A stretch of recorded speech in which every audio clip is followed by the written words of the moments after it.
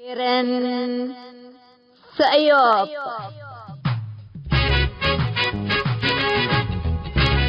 إلا كرنكم كرن سيوب تام كرنكم كرن سيوب تلفزيون أسنا باربسات بادر 4 26 is frequency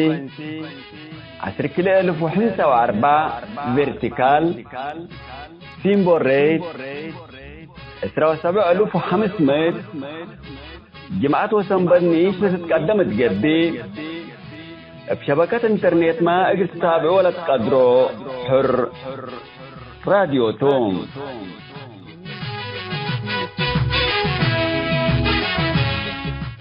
السلام عليكم حيثما تنسيتنا يوم يوليو سنة كل 1000 وحتى جمعتو كان يوم كرين سيو بقنا نبت أخبار يقول لك أقول لكم كسلف أرس أخبار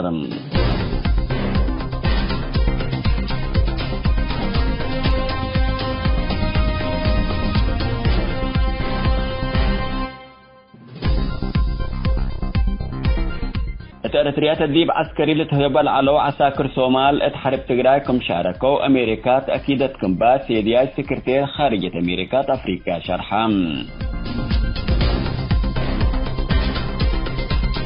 مقباي بحر تاين لعلات محيطات باي كينجي لتتأمر سفينات أسك أوروبا قلت عالدولة جربوا 507 كل لاجئين من بقوت كما دحنات لا سفينة لا تملك الدنيا مؤسسات SOS ميديتريان أتامرتم لا برس أخبار سمات الحكم تفاصيل التلال يقولكم إريتريا تدريب عسكري لتهيب العلو عساكر صومال تحارب تجراي كم شاركوا أمريكا تأكيدت كم باسي دياي سكرتير خارجية أمريكا أفريقيا شرحام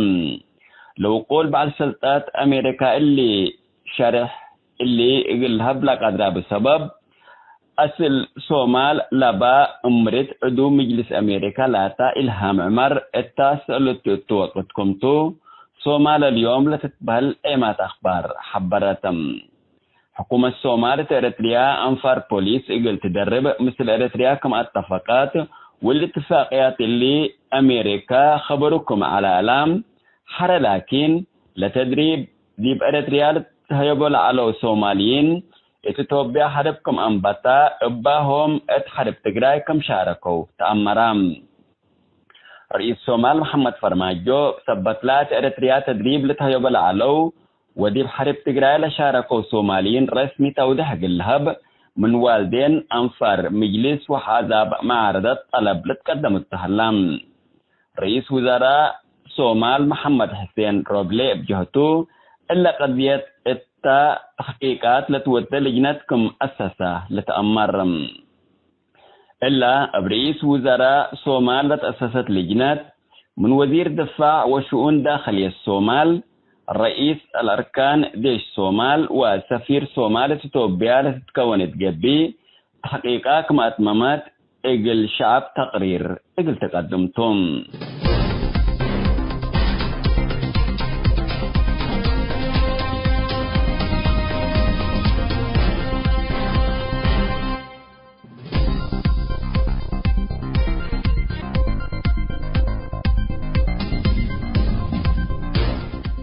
مقباي بحر تاين لعلات محيطات باي كينجي لتتأمر سفينات أسك أوروبا قل تعدوا لجربوا 507 كل لاجئين من بقوت كما دحنتهم لسفينات لتملك ديت مؤسسات SOS ميديتريان أتأمرتم دي بيوم 5 يوليو قل مدة 6 ساعات لقبت عملية التالية 306 لاجئين من بقوت أنجت سفينات عامة نتنى الحلفة عميلات 507 كل لاجئ عند عدحانات التسفينتكم هلو تهدق هلام اللهم مواطنين إريتريا بنغلاديش مصر وبيد جنسيات لاتهم لاجئين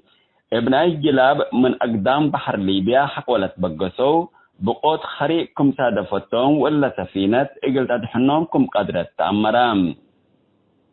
محيط بايكينجي لتتبهل سفينات اتمقباي بحر للسادف موت وبعد بقوت لاجين إقل تدافع من سنة كل 1010 إجل عمليات أنقفات أروحات لتنشط تجبي ملكية مؤسسة ودايسن تام.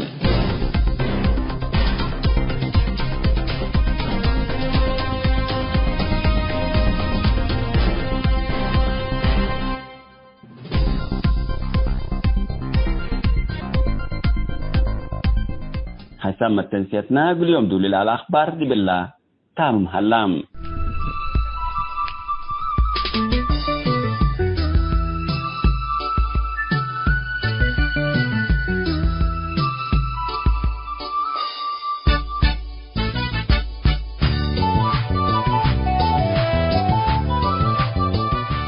مثل الكرن سيبتل لكم حسام تنسيتنا يوم كل وقت موجود دتواتنا ما تامكم اللينا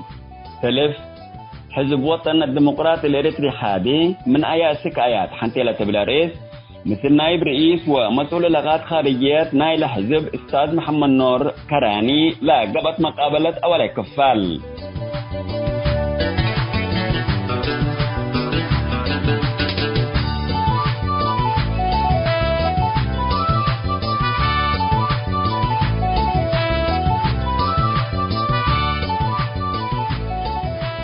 كلام موضوعنا حديث للعسكريات وسياسة التجراي وموقف جبهة تحرير إريتريا ومشاركة جيش إريتريا تحارب توبيا ممثل حنتيلة بلاريس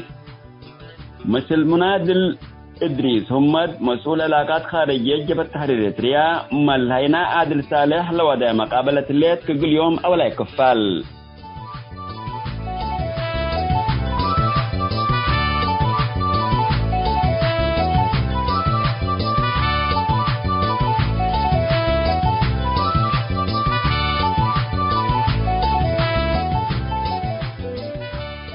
متابعتكم ومشاركتكم دي بنسي ابقى ولا موضوعنا قلنا نبيت.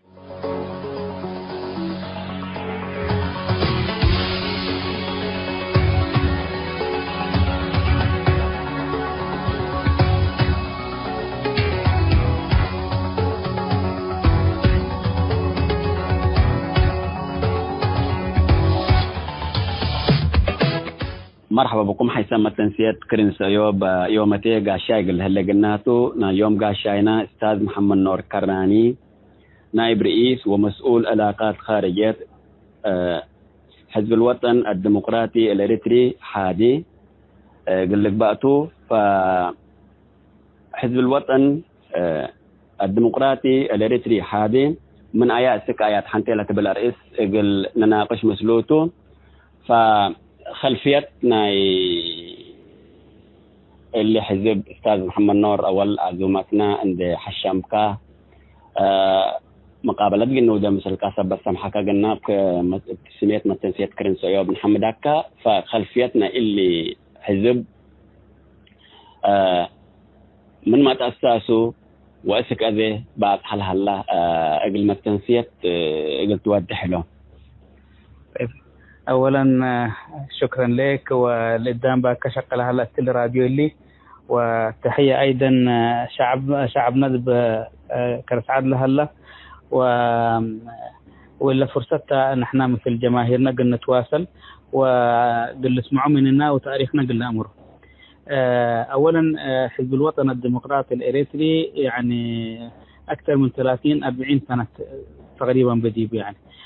لأسسوا طلاب بالسودان لعلو وذ مصر درسوا لعلو وأيضا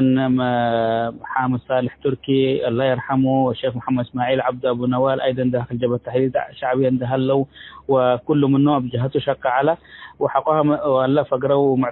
واعتقلوا دب داخل جبهات نتيجة أنه تم توجه سلامة على أقلهم وأن لا فقروا حقوها منظمات رواد المسلمين ودوك الإيتم أول يعني تنظيم إسلامي ظاهر كمسلسل يعني واللي تنظيم اللي دب السودان شق على ودب أيضا مناطق سعودية لقبا ولا مصر لقبا لطلاب لعلو مناطق ورثين لتواجدوا يعني أيضا بعدها الناس لما ربوان هاجرت برضو مجموعة من الشباب كانوا مسلمين لحزب علوي يعني اللي حزب اللي أو منظمة رواد حقها طورت طبعا، وكل التنظيمات لعلت إسلامية اللي تتبهل حركة جهاد وديت، وأيضا الرواد من ضمنهم حركة جهاد ودو يعني. خلاف وانحصرت بحركة جهاد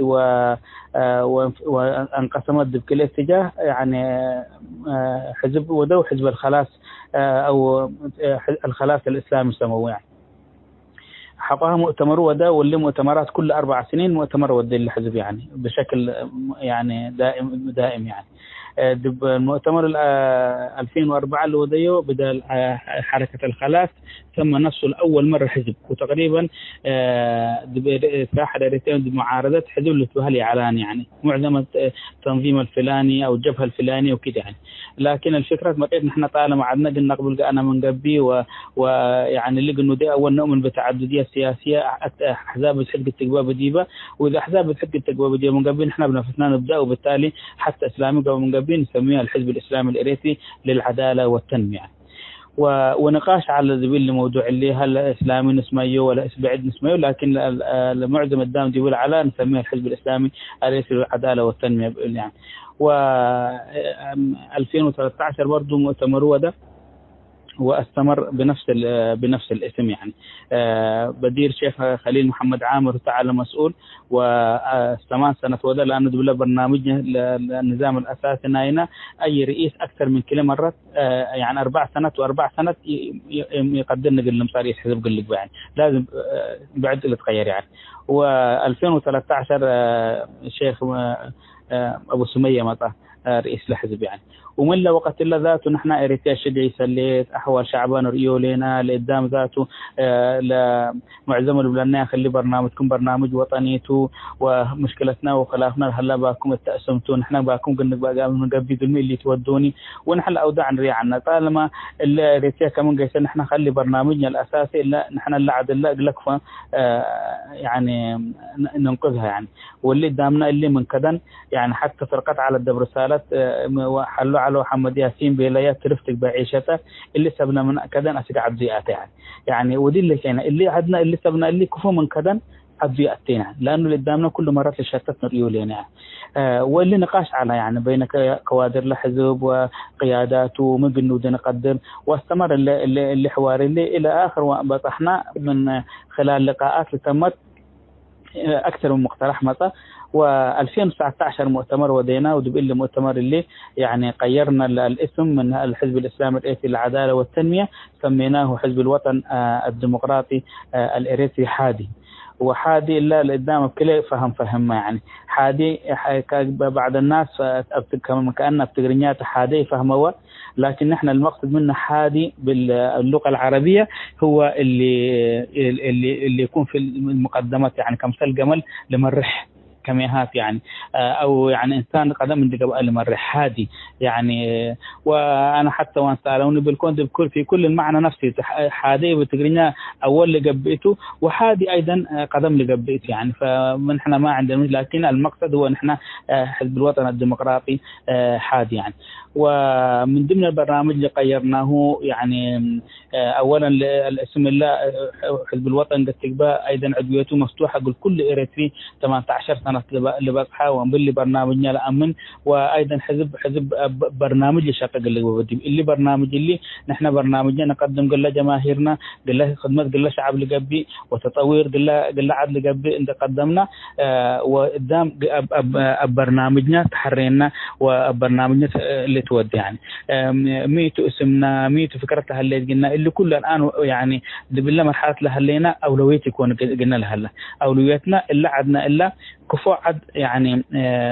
عد قانون تقبي وعد عدالة تقبي وعد مساواة تقبي وكل إنسان كمواطن عايش دي يعني بدون تمييز لا دينه ولا اللي نقول يعني خلاف هلا من قبي من خلال قانون ومن خلال الدستور نحن اللي توافقنا دي بالإريتريين وكل مكونات إريتريا وشعبها اللي توافقوا تقول لي ودي ده الآن البرنامج اللي وديناه عشان نحن ده التاريخ بزحن داينيجس لانه قدمينا اللي تصبر لنا هلا بزحت يعني. فنحن اللي تحاول وديناهم من اجل اريتريا ومن اجل اريتريا وشعبها لخدم ميته اللي مرحله. نحن الان هدفنا اللي شعبنا قد نخدم لحزب اصلا يعني وسيلته لحزب اصلا حزب قد يكون دي اللي انا حزب الشقيب قدام قد جمعته يعني وسيلته داميني هو مش القايه اللي انا محتاج يعني.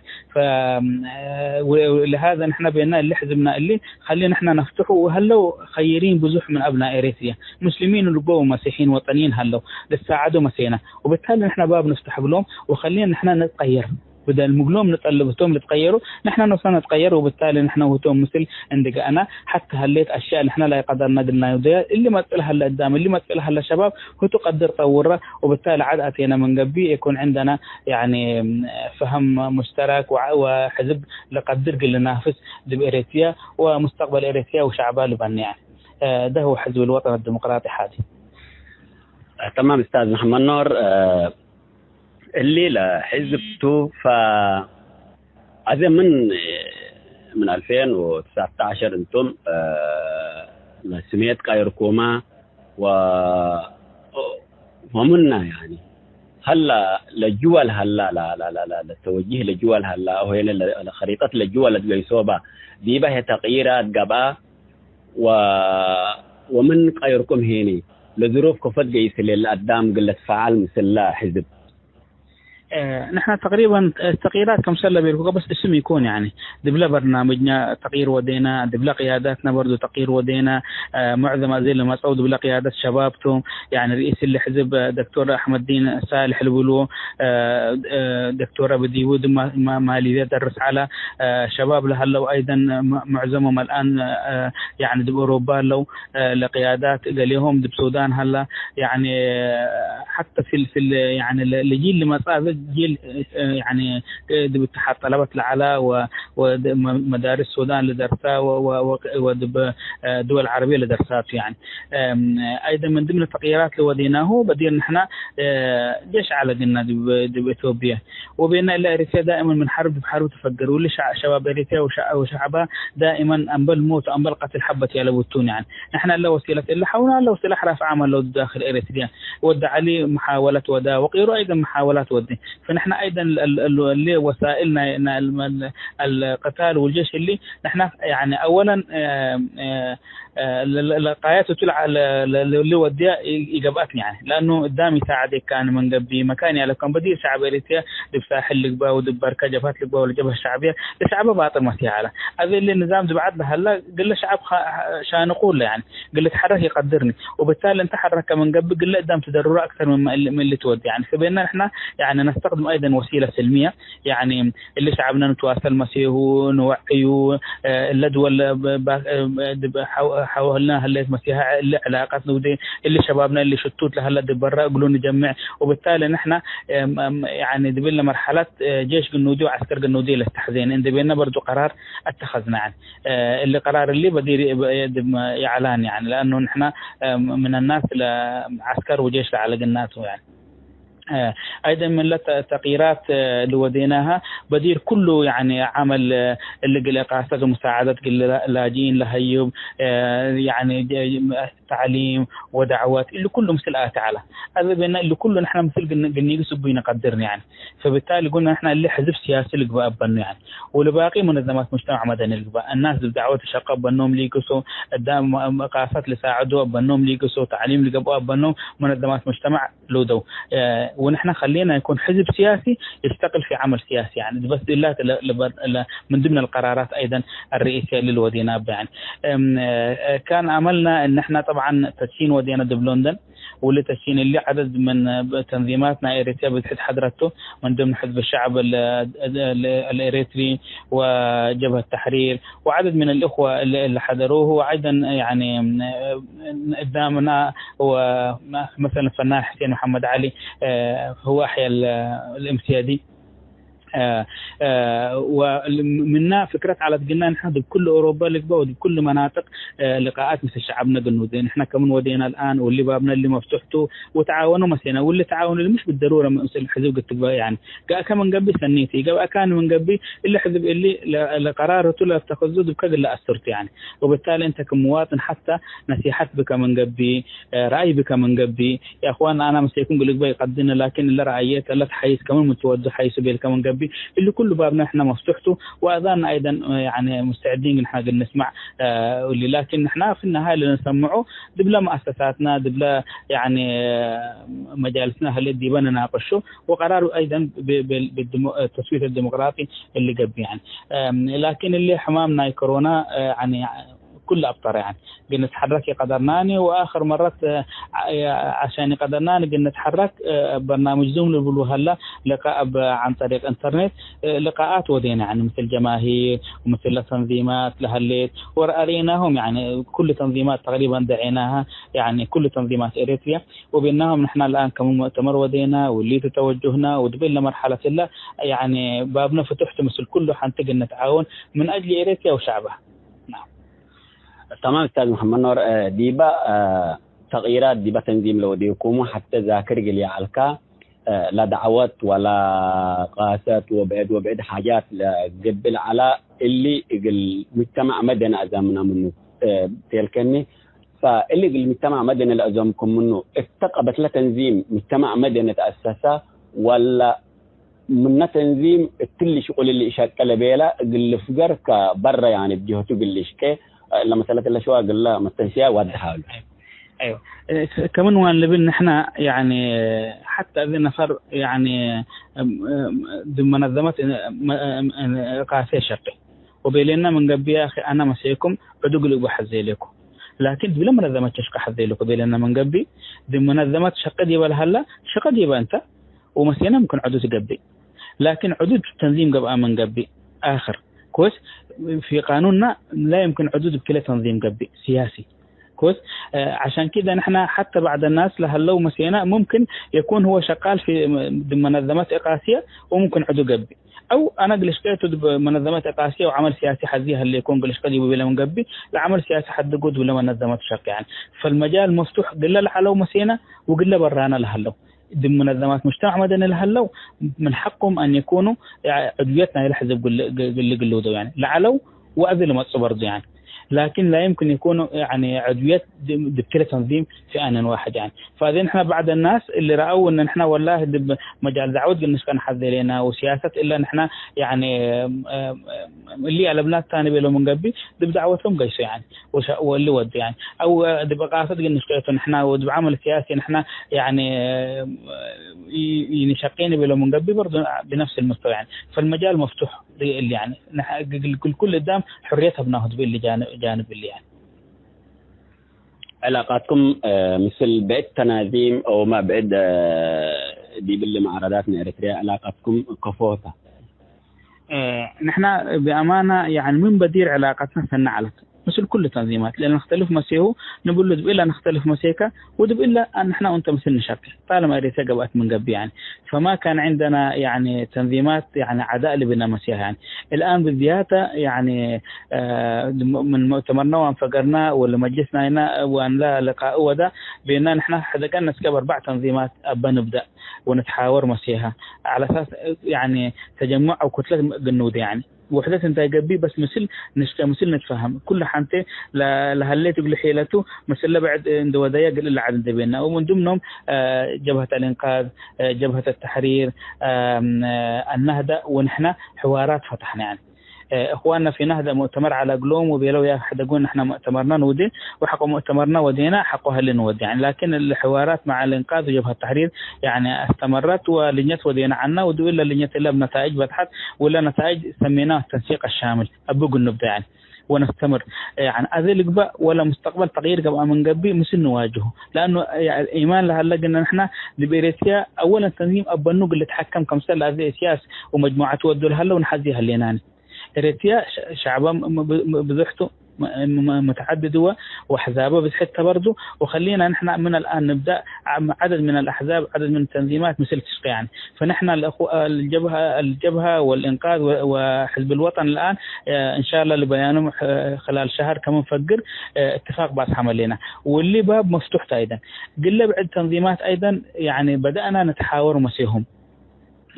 والآن إن شاء الله اللي جاءت انتهت من قبل حواراتنا مسيهم قد تستمر، مش بس بالتنظيمات يعني، حتى منظمات مجتمع مدني تبهل أكل كفاية أو أبتغرينيا أكل اللي بلوه يعني. نحن حاورنا مسيهم بينهم نحن وانتم، صحيح انتم منظمة مجتمع مدني انتم ونحن حزب سياسي نحن، لكن بالضروره كلنا قلعد حتى نشقي لنا، ونحن وانتم يتعاوننا من قبل لعد الا تغيير اللي حصل جيبه يكون. ومثل قيادتهم قسينا وحوار فتحنا يعني، وحواراتنا ايضا مسيهم موجوده. ايضا منظمات شبابيه لها اللي باوروبا وكذا عن برنامج هلا قلنا حوار بنفتح مسيهم، لانه الهدف لهلا نحن من تجارب باكنا اللي استفدنا من قبل اريت كم سله صعوبه الذي من تغيير اندبيلات اللي وديت لتغيير اللي عم بالحروب اللي قبل نحن منه قلنا في قرن اندبيلات يعني. نعم. حسام تنسيتنا مثل الأستاذ محمد نور كراني نائب رئيس ومسؤول علاقات خارجية حزب وطن الديمقراطي الإريتري حادي. لو دينا مقابلات أولا كفال دي بلاتهم هلا كلا كفال تتمت السامن إقل لتقدم قلكم توم.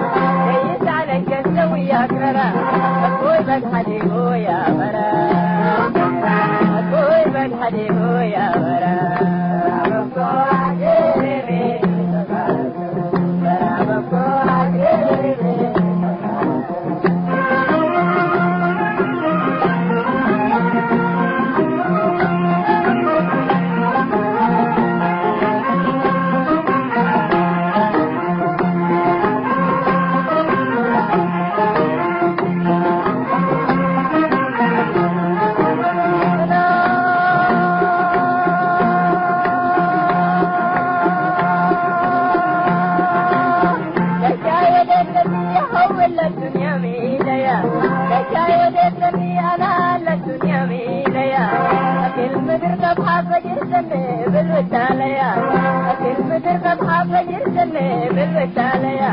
بديك ورب العوديا بديك ورب العوديا أدرى يا مسيح يا أدرى يا مسيح يا ترى بكو عجيني ترى بكو عجيني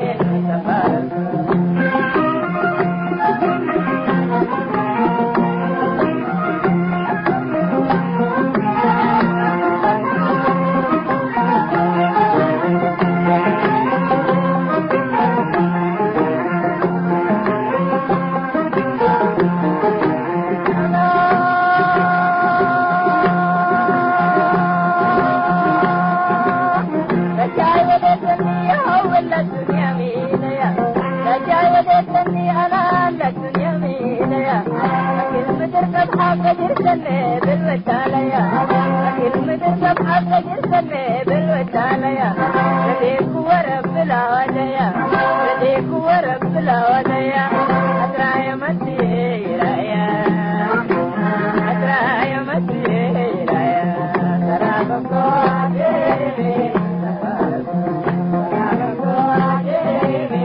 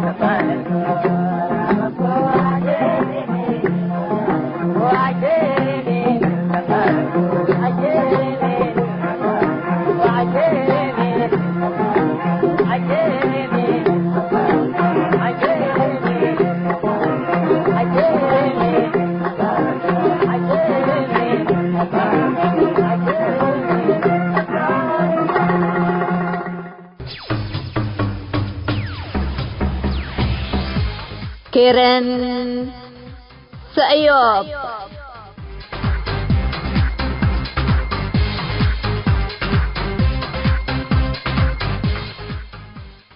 السلام عليكم ورحمة الله وبركاته. مرحبا بكم حيثام من تنسيتنا، ومرحبا بك من هذا الإدريس محمد مسؤول العلاقات الخارجية لجبهة التحرير الإريترية. سلف سميت من تنسيت الحمد كافتي وعندك ليكو طبعا دعوتنا بتكبتك دي براجس أيوب ملأتك وتلي حديث تيلل دي بإثيوبيا لهلا، وخاصة دي بأقليم تجراي من تطورات عسكرية وسياسية دي محالتكم هليت قلت هداك مسنا، وبالأخص موقفنا يجب التحرير من كل اللي تطورات اللي ومن تدخل جيشنا إريتريا بقرار فردي من سياسة فورق إلى جبهة دي بداخل إثيوبيا. موقفنا يجب التحرير مكم سلتو كمان بواضح قلت تشرح قلنا الحمد لله كافة منادى الإدريس. طبعا بخصوص موقف لأنبول لنا موقفكم طبعا واضحته، خاصة دي بالبيان اللي قرأناه وكله كمان دي بكل اللي بطحه بيانته. فتلي طبعا سؤال نفسه الرح نسر من هلا نقطة حساسة لقلات تمتمكم مطالبتنا يكون تحقيق دولي وشفاف اللي انتهاكات حقوق الإنسان دي بسيوب يقب أللت بهلا هلا، وتوثيق الانتلوب منظمات دولية، منظمات حقوق الإنسان، أمنستي انترناشونال، وبعدات رسم توثيق قبل أقول بهلا. وديبو ذكر طبعا، وأنتم هي ديبو ذكركم وكلكم التلي بقى سؤال لما يعني السياس بدير جرائمه دي داخل إريتريا لو الدير على اللي تأمري علاني للسماع على ولتلاقي علاني وشكاويهم مقدمة ثبت أدلتي على دي بخارج أذن ثمت تهيب على النيبال كمان ممكن نقدر لأن يعني كله اللي هليتها أدلتي هلا حاجة فائدة ألباني. طيب أدلتها وتركبت بخارج إريتريا تل جرائمنا السياس كحقوقيين إريتريين بدير شكاوي دي بالسياس قدموا لعلو إلا أدلة اللي ولا جرائم السياس دي بخارج إثيوبيا لقبها دي بخارج إريتريا لقبها هي يقولوا من كفوق نتنفع بنقدر كإريتريين كفوق نتنفع بنقدر ملفاتنا معتقلين مختطفين يقولون تهرفنا السياس دي محاكمة دولية دي بقى عندك أربعة دي بقى قلت حاكم أكل إيه قلنا نتنفع منه نقدر دي بالله قلت تشرح قلنا من هذا الإدريس تفضل. طيب السلام عليكم ورحمة الله. شكرا الأخ عادل. السلف قلكا وقلا مثل كال هلو دي با إدارة راديو سأيوب قل حمد فتيد إلا دعوات لقلو ديكم قليه يوم بح ظروف دي با منطقتنا تقيس لهالليت دي با قلنا ورأينا هنا كجب التحرير ميتو قلنا شعبنا وقلنا مستمعين راديو سأيوب قل نداقم وبرضو كلهم مستمعين راديو مسايوب وشعبنا دي بداخل وخارج لهلا يقولوا الحمد فتة ويقولوا السلام يقولوا بلا فتة. لسؤال اللي يقول أقرب طبعا سؤال أساسي ومهمته طبعا احنا دي بتتريح صحفي فعلا نايح حقوق الإنسان دي بتهاجينا وانتهاكات اللي حصلت وجيش إريتريا شاركة دي بغملت بحلال. أولا اللي هي قال له فعلا حصلت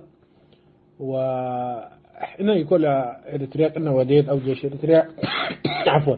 جيش إريتريا إنه وده اللي بيلنا إحنا يكونيني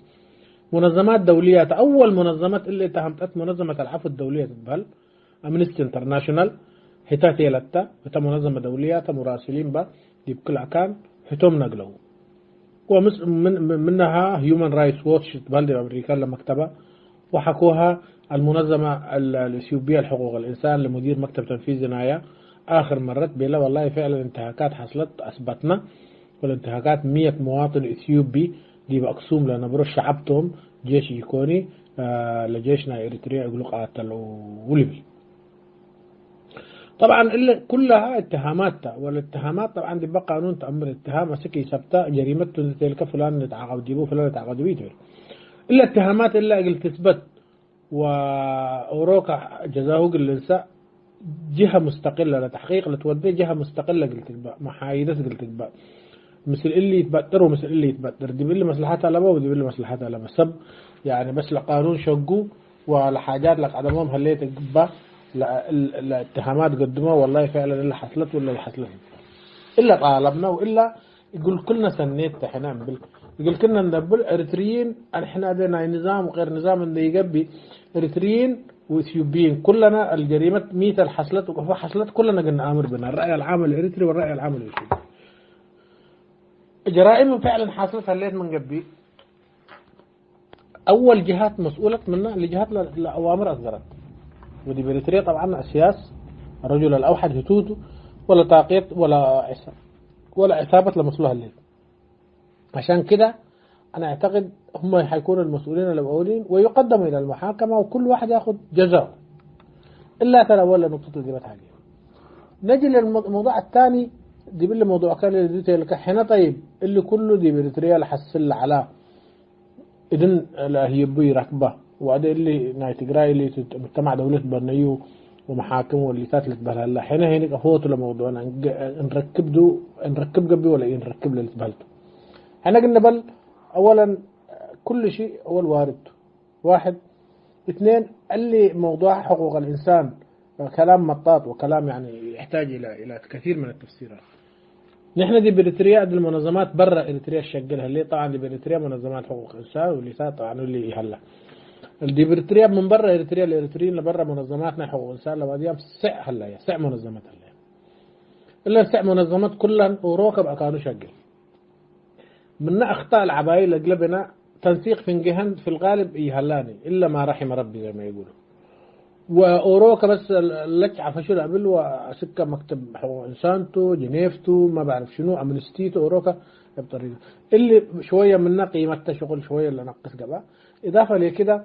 المستمسكات أو الأدلة اللي بتتقدم يعني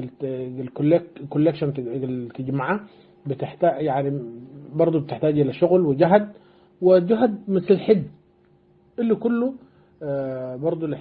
لكن مثل اللي كله لمظاهرات لجالياتنا إريتريا بخارج دولته ولا مذكرات اللي منظمات لسائل قلم بالهلين أطراف والعلت ولا اجتماعات القوى السياسية مثل لا أطراف دولية والدول علت اللي كله اللي برضو نجحة إلى حد ما في الفترة اللي فاتت وتتذكر دي بجنيف مظاهرتين عباي ودو دي بأمريكا كم دي بريطانيا كم دي باقي أوروبا كم اللي كل حاجات اللي أثرت وتكونت يعني مقرر خاص لحقوق الإنسان والمقرر الخاص لحقوق الإنسان يعني أدي سالس نفرته أدي لما أتلهلا من أيام رجلت كونت سالس نفرته لما أتلهلا آخر نفر أدي ما عبد السلام اللي بيقولوا دكتور عبد السلام خريج قانونته ورجل قانوني ومعروف ومن السودان هو هذا الرجل يعني آخر تقرير اللي يقولوا قدامه كلنا سمعناه اللي بيقول والله يا أخي دي بريتريا قدمكم طلب قلقتي عشان مراقبين النودي وقنر وقنتابع وكذا وخلعونا وما ردوا لنا وكذا لكن نحن من متابعاتنا ومن اللي يقول بنا حاجات كثيرة مثل التقينا وكذا فعلا انتهاكات صارخة الليت ولا انتهاكات اللي عبايت ده كله دلائلته يساعد مد سدينا حين نوصنا روحاتنا سدينا من قبل وقعدنا قسنا جيب من قبل معناته إذا لإجابتك فقل تقبل دي بالسؤال اللي نعم أمانكاتو دي بالله حقيقة إلا هنا مثل إلا تطورات اللي حاصلة هالليل دي بقى إقليم فعلا يعني إحنا شقينا من قبي يعني شنك عدم قسنا من قبي قلنا أن تصير دي بالله مشروعنا حقوق إنسان نقدر مثل إلا التلالية موضوع مهم هلا اللي حرب ذاته دي بإريتريا بين تجراي وحكومة مركزية أنا أبو أحمد مثله السياس ومثله محمد عبد الله فرماجو ناي صومال وقواتنا أو يعني ومساعدات لوجستية من إمارات ركبوا ومي وميليشيات اللي كله يتبهل هلا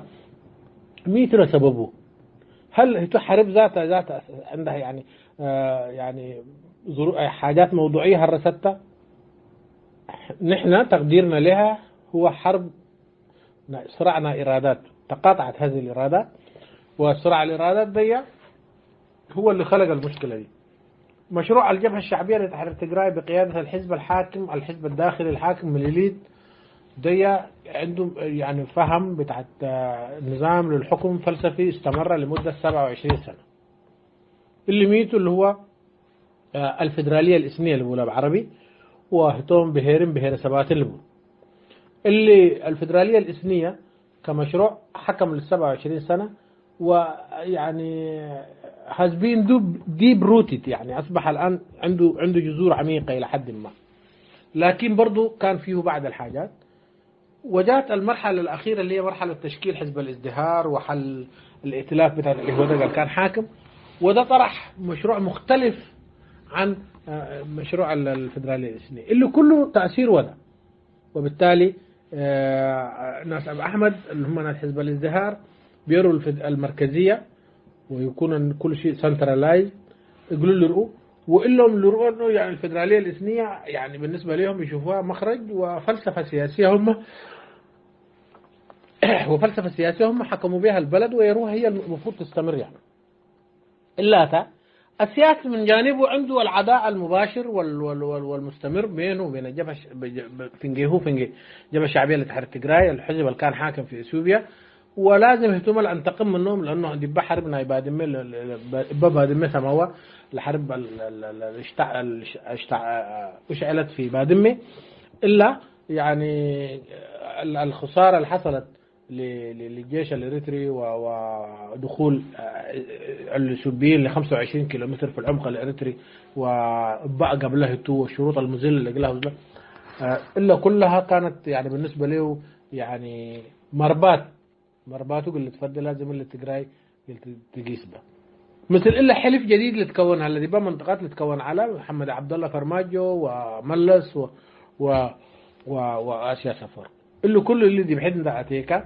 يعني الصراع في انجلن كل إرادة هلا مسلو طبعا مثل أثر الصراع الخارجي طبعا تهل البحر الأحمر اليوم كل اللي بوارج وكل اللي معسكرات وكل اللي هدي بالبحر الأحمر الهلا يعني الصين هليت أمريكا هليت فرنسا هليت ألمانيا هليت إيران هليت إسرائيل هليت كويس ياباني ترفت اللي كله دي بالله منطقة البحر الأحمر وروكا متقاهوتها كان اللي صراع اللي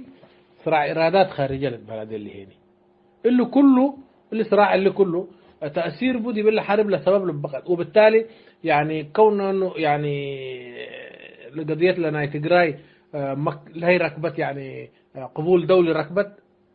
إلا وبالله دول تأثرها الموضوع في النهاية يطلع في مفجر الصراع بتاع إرادات ما بين القوى الخارجية والداخلية وتقاطع المصالح بالنسبة للعربي اللي أنا في وجهة نظري وما أعتقد يعني أكثر من ذلك وشكرا. شكرا مناد الإدريس قال له شرح أقول شرحك اسكي أنا هي دي بملف قلعب البكاري تم ملف حقوق الإنسان دي بريتريا وفعلا إذا سمت ركبت دول أنبل يعني إحنا طبعا لجهود لقولوا قبل من قبل أكاديميين حقوقيين إريتريين دي بخارج إريتريا من قبل سع منظمات إريتريا دي بخارج هلا قبل على جهود أقولون ده أبدينا أقولون ده ترسعني يكوني لكن اللي كله طبعا أدلة ركبي علاني وثبت أدلة ركبي على أبوته لبزح اهتمام قبي علاني لكن لجهود لنا نتائج يعني يمكن نتائج على تقولوا لي اللي جيني في قبل على اجتماعات واللي فكم لا ذكرك لجهود أوراد كبب إنه قيس قبل أوراد كبب إنه شقة قبل أوراد كشنطة تندرح أب إنه شقة وبالتالي جهود جماعي علاني ودي بنا تقرأ لما يزلت كمان حتى من اللي مبلغ إرادات خارجية دولية ومصالح واللي برضو ولا تقرأ جهود جماعي على قولهم وكم سئل راكبة هذا إحنا إلا يعني لقبل هلا يعني دي بتقرأ لقبل من منظمات حقوقية لعلى طبعا من اللي إريتريين قل جل معتقلين إريتريين دبيلو وشكوا والشاكوا لعلو ديبهم نوسو خلافات ظهرت سروا قال جيشنا كنا يودين بيلا سروا قال ود بيلا ولا خلافات اللي نوسو هل يعني قل لا ملفنا لا معتقلين إريتريين ملف حقوق الإنسان إريتريا تأثير قديد دي بقدر بمعنى أكثر يعني أنتم ما لشكوا عليكم هذا لكن اللي جرايمنا السياسة دي تقراي دول زهراء ككنا دول قبائي ودان تبري جيشنا يودين تبري لكم فبدير كنا انت الشكور عليكم هذه تتبرهوا لكم يودي تبري لكم فوقكم يعني كمسألة سؤالات اللي مسأيهم من قبل هل يعني مثلا كو تأثير ودد يقول الخلافات اللي في نجيلة حقوقيين في نجيلة أكاديميين سياسيين نقبل دي بخارج بخصوص ملف حقوق الإنسان دي بتقراي تأثير ود مسلك كاذب إلا أسكي تشرح حاجة دي أستاذ إدريس. طيب شكرا. طبعا خلاف أصلا هلاته مثلنا يعني ابن آدم دائما خلافات في نجيهم يتكرفنا يعني خاصة حنا دي بريتريا ودي باللي مجال عامنا السياسات دي ولا شقي واللي مجالنا يعني أوروكنا أي رأيه يعني قل بالفتي مثل إلا كمان يعني حالة عدم وفاق يمكن يعني نحن في دي بريتريا لازم من مدول من فترة تغيير المصير سنة في الأربعينيات في القرن الماضي أسق أدل حالة خلافات يعني لازم تنا يعني مثل كمان يعني الميل الفردي هلا يعني الميول المجتمعية اللي إريتريا نوسا كدولة وكخريطة توليفتنا مجتمعات متعددة متباينة الثقافات متباينة الديانات متباينة المواقع الجغرافية وتأثيرات المواقع الجغرافية نفسها على نفسيات كل زول اللي ما تأثيرات هلا اللي كله دي بحد دعاتي كدول تريالة مثلا يعني بالتأكيد يعني خلافات تأثيرات بها يعني تأثيرات بند بلاكا زي ما كم سنة أنت تلقى والله يا أخي بدير حقوق إنسان ونظام كنا ودينا وآثرنا وقايدنا وبيتبل عليكم وهذا تقرأ دي بقى أنا ودها لهم أنت بلوك أنا قال لكم أيوة اللي بلو قال لكم لا عن تأثير هلا لكن اللي كل تأثيره انكفى مثلا كمثل يعني حالة يعني التواجد الفعلي لدب حقوق إنسان إريتريا دافع تواجد فعلي دب حتى عراق السياسي والدبلوماسي ديبو تواجد فعله هلا قل كم من قبل اللي كله قلت تحدد قدر لأنه ده إلا آراء فرديات يعني منظمة سياسية منظمة مدنية ذات بعد إنساني إلى الآن أنه وديت 9 عام هنا ربما أو مثلا رفضت جيش إريتريا أنه يودي اللي بيلت إيش معنا يعني المنظمات التسعة اللي جلسها ميكو بالكاو اللي جلها ليه اللي بيلكا بس ميت منظمات حقوقية والله لا جيشنا أنه يودي اللي بيلت كذا منظمات إيش معنا إحنا قيتوا على الأقل لكن ربما تكون هناك بعض الأسماء أو بعض التنظيمات ذات الطابع السياسي أو اللي تعتقد نفسها هي تنظيمات سياسية ربما يكون في آراء شاذة زي دي يعني تكون موجودة انتهاك حقوق الإنسان هلا ويهلا تتبلو تحقيق مستقل دول قبي تحقيق مستقل قبل من قبي المسألة قلت تكشفت فعلا الجيش الإريتريا وده ولا وده كله تكشفت يعني تأثيراتها الذي موضوعنا إريتريا تأثيرات وقتية قلت هل تقدر لكن على المستوى البعيد تأثيرات ألباني تأثيرات ألبان دبلكا يعني النظام الإريتري المجتمع إلى حد ما عارف المجتمع الدولي ما هو النظام الإريتري انكفوش حقه طريقة تفكيره one man system كم سلطة الأمر تنظيم يعني دولة مؤسسات ودولة مؤسسات كم يشغل أمره دولة برلمان على دولة مجلس وزراء اجتماعات منتظمة ورد على دولة يعني قضاء مستقل على دولة يعني أجهزة الأمنية العسكرية والشرطية وغيره لكل مثل حنبليل يعني حتى ما في وزير داخلية يدير الشؤون الداخلية للأمن الداخلي والشرطة وزير دفاع ما في يعني كله مرتبط اللي كل حاجات للأمور يعني وبالتالي أنا أعتقد صحيح أمانكاته يعني تأثير بوقت اللي هليته لأنه العدام ذاته دي باللي رأي لي كمثال إجماعتي هليت خطورة موقف اللي نايح حقوق إنسان طبعا دي ممكن نتهاجر لنا دي كوني برضه موقف اللي قلت بالهلية كان تباين خطورة دي بحاجات بعدد قلت تقدر يعني مثلا يعني كون إنه إريتريين وإحنا معارضين إحنا قلنا سلطتنا إريتريان وقالنا يعني لا جيشنا إنه يودي وإحنا إنه يودي وجيشنا عتا وجيشنا يعتا وما بعرف شنو الكلام الكثير ده مع إنه لجيش نفسه أو لسلطات نفسه دي بسمرة اللي اعترفت والتزم وقالت والله إحنا جيشنا علنا وأدم نفجرها لنا وانفجرنا أو نفجرها لنا اللي والعالم يوم حتى قرية قبا يعني عيشوت العالم يوم عيشوت بس أي حاجة دي بنصر تحصل ودي بواشنطن تحصل ودي بأسمرة تحصل والتل تحصل توقفت مد الأقمار صناعية دي بلر أسرنا عن طوطلها هلا كل حاجة سجولها إذن يعني اللي خلافات اللي كل ملر حالة عدم توافق البال يعني القدام حتى بأور قلب مثل شقة بأور قلب مثل إيه هلا معناته ولا مسألة خطيرتها تأثير مباشر على العمل العام يعني إلا ببلغ من الرئة مهمة طبعا تفسيرات قال لها اللبو لتفسير قفوته لتفسير لنا هي الصراع اللي يقولون بالهلينات تدخل لا جيشنا إريتريا دي بتجراي والحرب مثل أبا أحمد قال تجراي لحارب قال لا جيش ويا تجراي لحارب وأبو مبررات بدح قال لهم تقدر لما خطوات لها قال المبررات لهم تقدر ولا خطوات الإقلامة يدقفها وقلا يشجعها برضو مبرراته قال لهم تقدر وكلها طبعا يعني في إطار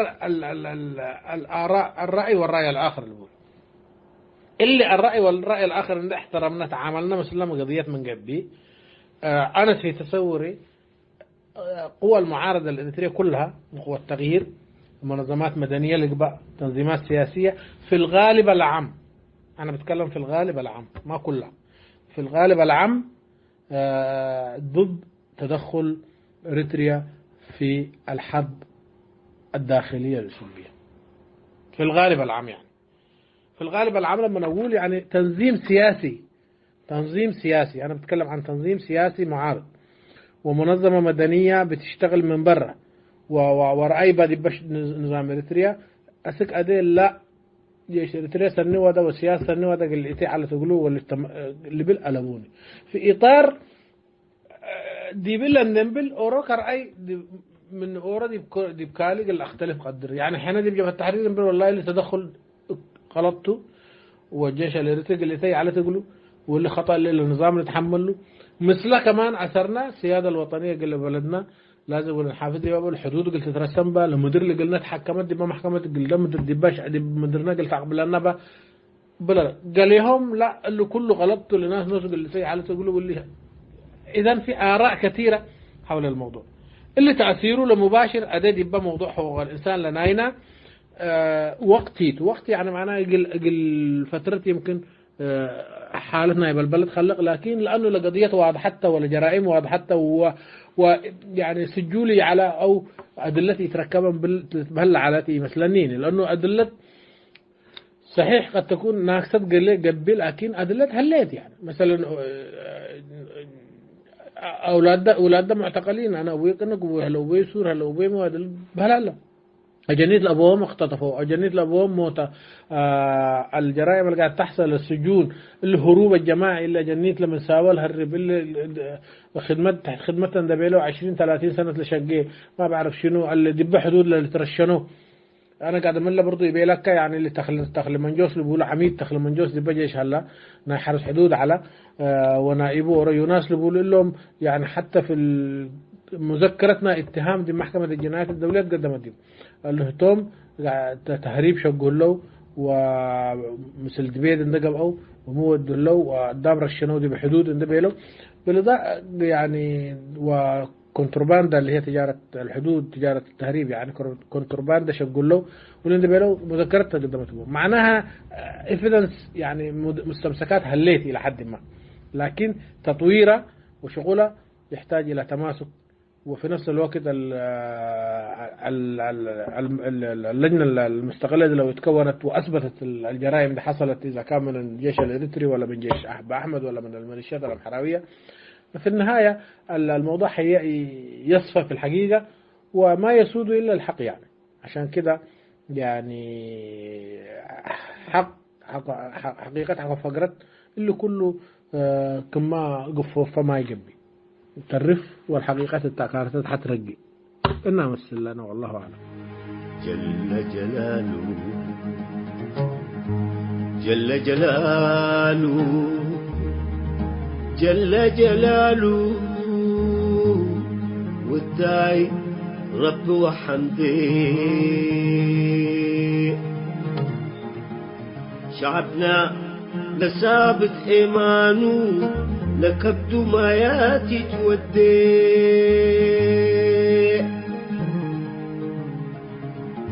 رب لك بقديبا مرحت أسمرا رب لك بقديبا مرحت أسمرا أفكورهم من عدنا أسرارهم تأمرا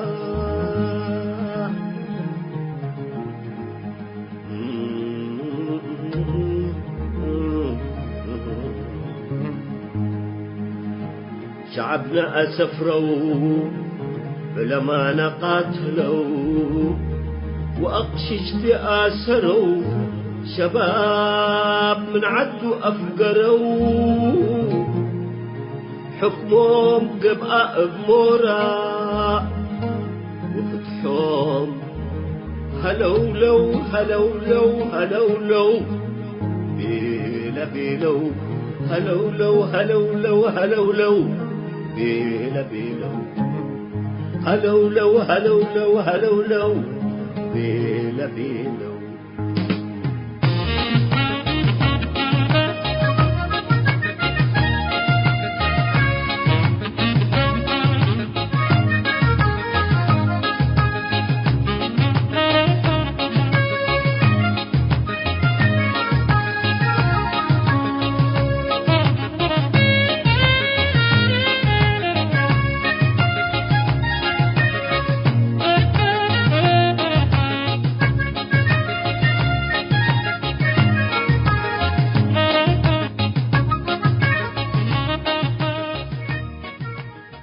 حيث تنسيتنا يوم برنامجنا قلنا تمام أخبار إقلت قمقلكم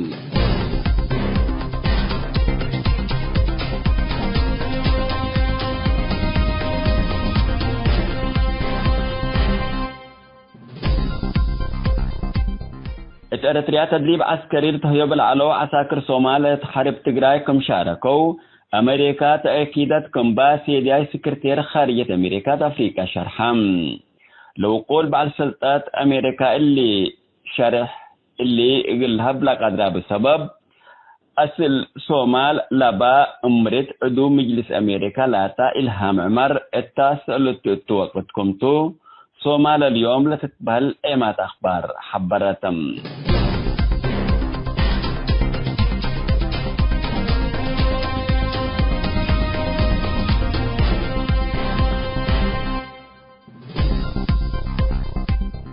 مقباي بحر تاين لعلات محيطات فايكينجي لتتأمر سفينات أسك أوروبا قلت عدو لجربوا 507 كلي لاجين من بقوت كما دحنتهم لسفينات لتملك ديت مؤسسات SOS مادتيان أتأمرتم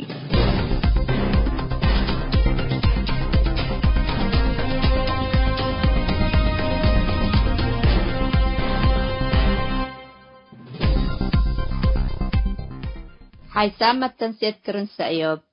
لاقي اليوم الدولية ملعلنا برنامج نادي باللي تمم هلا متابعتكم ومشاركتكم دي بنسئة جمعة حاريت إن شاء الله بعد برنامج إقرنا متحكمتو أسكو دحنا اسمنو